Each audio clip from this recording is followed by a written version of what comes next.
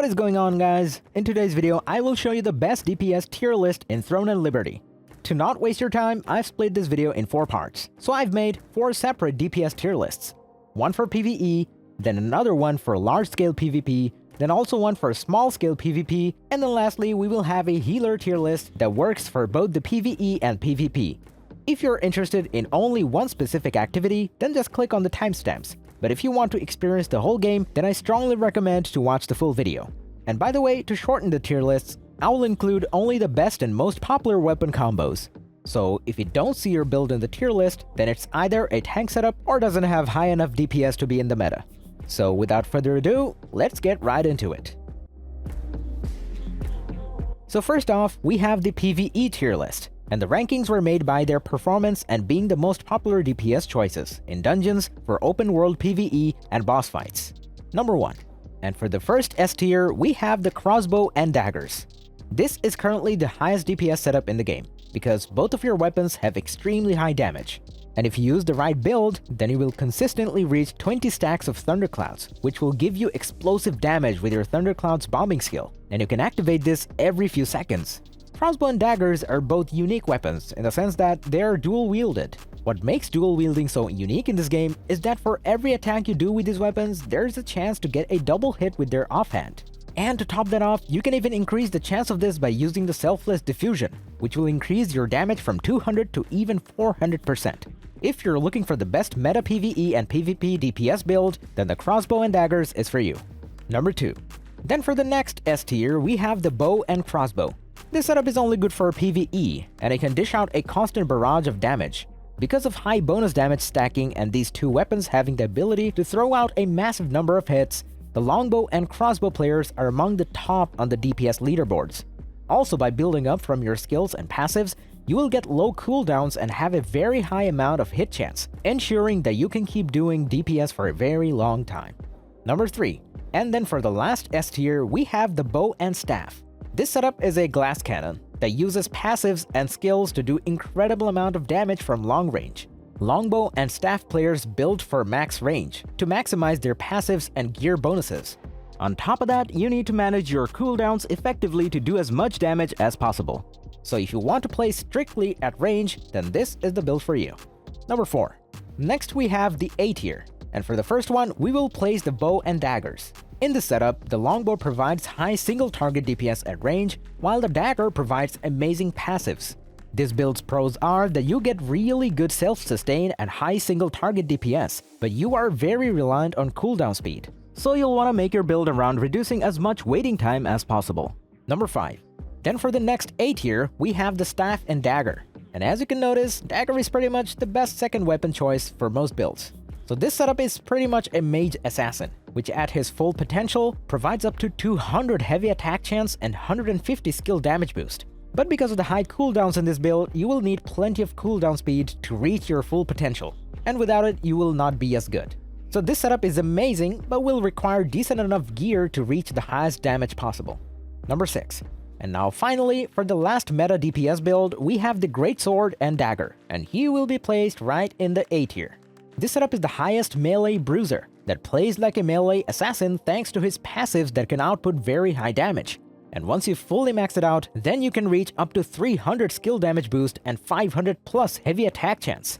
By combining your increased damage from the greatsword with the increased critical hit and critical damage from the dagger, you will have no problem keeping up in DPS, alongside the other S tier weapons.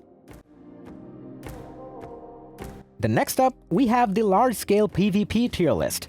And the rankings were made by their performance and being the most popular DPS options in Riftstone Wars, Boonstone Wars, and other organized GVG content. Number 1.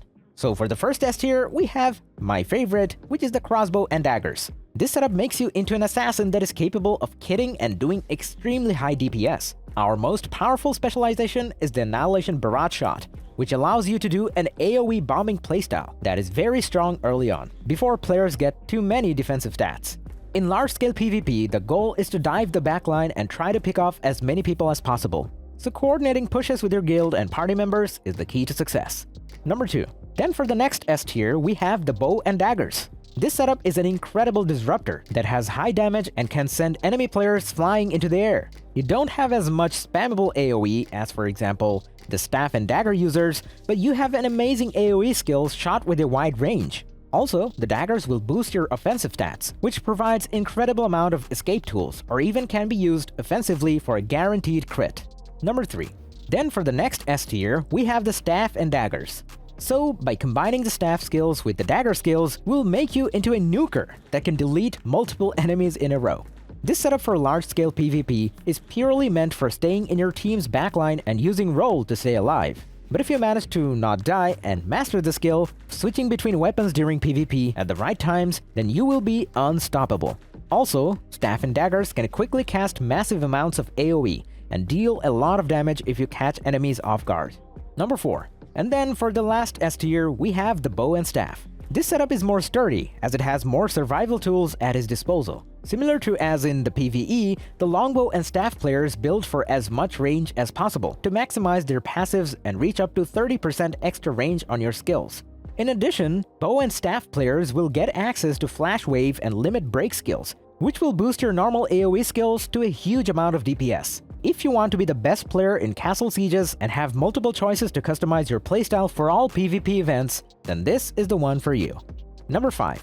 And then for the last and final setup, we have the greatsword and dagger, which will be placed right in the A tier. With having the ability to engage enemies from over 24 meters and having access to 2 binds, 2 stuns, and 1 prone, there won't be a single player that you can't lock down and kill, which makes this setup the perfect melee assassin for PvP. Greatsword skills will allow you to stack high amounts of heavy attack chance, hit, and skill damage boost, while the dagger's passives will allow you to have a high amount of critical hit and critical hit damage. So, by stacking all of these stats, we'll be deleting enemies left and right. Then next up we have the small-scale PvP tier list. And again, these setups were ranked by the DPS performance and how popular they are in the current PvP meta. Number 1. So first off, we have the sword and shield with greatsword, and we will place it right in the S tier. This is your traditional tank, which not only can survive a lot of hits, but in return can dish out a serious amount of damage.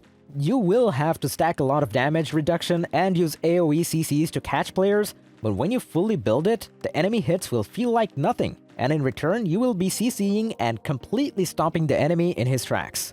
Number 2. Then for the next S tier, we have the greatsword and dagger. This setup has multiple different ways of securing kills. Your playstyle doesn't change too much between large-scale and small-scale PvP. So in 1v1s, it's easier to spot the enemy's animation for the AoE stun, and that's why it will be very easy to perform your combos. And finally, to reach the highest damage possible, combine skills from both combos to prevent being stuck while waiting for cooldowns to come back up. Number 3. Then for the next S tier, we have the crossbow and dagger. This setup has your typical rogue playstyle, which, unlike most builds, don't have a main hand weapon. So one weapon should not be used more often than the other. And because of this, both of these weapons work better when their skills and passives are utilized at the right moments. Also, your main skill will be the Thundercloud's bombing, which will provide high single target bursts, so you could delete anyone that crosses your path. Number 4. Next up we have bow and dagger, and we will place it right in the A tier. In this setup, you usually want to have the longbow out at all times. However, during times where you aren't attacking and trying to reposition, then having the dagger out will give you increased movement speed among other defensive stats as well. So, for example, if you reposition and you get jumped or CC'd, then you'll be able to make use of the added evasion and debuff duration. But besides that, this setup is a great range damage dealer that should focus on targeting enemies that most of your party is targeting, and this is especially useful in arena PvP. Number 5. And then for the last A tier, we have the staff and dagger. In this setup, you are not just a glass cannon, but you also get amazing defensive options that provide enough time for your healers to save you in time. Your biggest strength is small-scale fights, where players aren't grouped up too much, so then you can pick them off one by one. As staff and daggers, you're less time-constricted to get right into fighting, so you have time to build up your buffs and then go shut down any spellcaster that tries to hurt you. Number 6. And then for the last and final setup, we have the bow and staff, and we will place it right in the B tier. This setup is mainly used for small-scale fights, like Dominion events or Arena, where players aren't grouped up together too much. As I've already explained, you will use both of these weapon strengths, so you will get great self-sustain, high AoE burst, long range, and high single target damage. However, you will have to be careful and try to stay far away from melee players, because we don't have many tools to escape.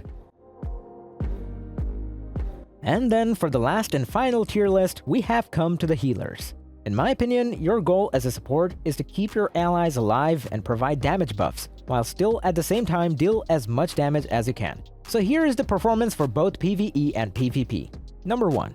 So first off, in the S tier, we have the Staff and Wand. This is the most versatile healer setup in the game, because you can heal while doing great amounts of DPS. For PvE, this healing weapon combination has stronger and more spammable AoE abilities than any other healer combo, which makes our preferred way of farming in open world and dungeons. While for PvP, the Wand and Staff can achieve the highest cooldown speed in the game, allowing you to spam heals and abilities more often compared to other healers.